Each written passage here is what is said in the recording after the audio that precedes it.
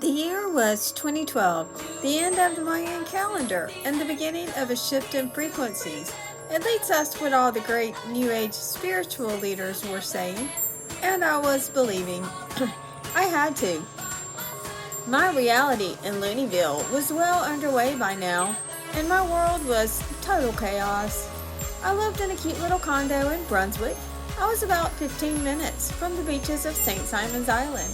My, friend was living with me, but I felt lonelier than ever. Life with David was a roller coaster ride. It was full of the highest of highs and the lowest of lows. He was like a tornado that entered into a field of nothingness, and I was constantly torn between wanting a world of calmness and being addicted to the never-ending drama that follows David through life, like the cloud of dust and dirt around our favorite Charlie Brown character, Pigpen.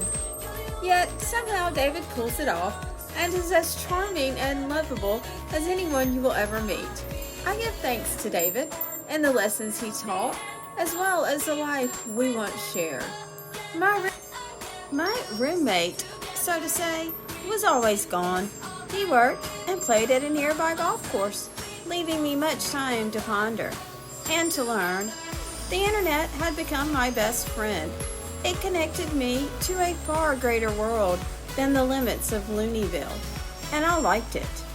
David always said my internet world was not real, but it was the realest thing I would ever know.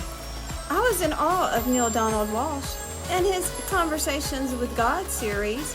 From the moment I picked up his first book, the words he wrote just somehow made sense in a world where I did not understand anything around me.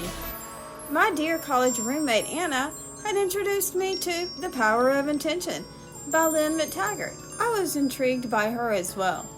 I discovered they each separately had created a website covering the topics in their books, a place where those interested could join, share their stories, and connect. I joined both sites. I was all in. I was ready to join this new age way of thinking and wanted to be a part, ever so small. I spent a good portion of that year reading, writing, and connecting as best I could into this world of higher vibrational frequencies. I was waiting with excitement and anticipation as the shift approaches. 2013! My life was finally going to change. Boy, had they been all wrong. I did not experience this shift into a new reality as they all predicted. I struggled every day, it seemed, just to take my next breath. Or had I? But I did learn I needed no man to connect me to God, my higher power. Neil Donald Walsch is an excellent writer, I had decided, and he was instrumental in my greater understanding of life. But if I needed answers, I no longer turned to the books.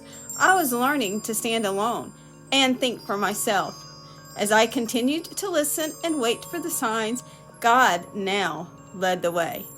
It's the end of the world as we know it, and I feel fine.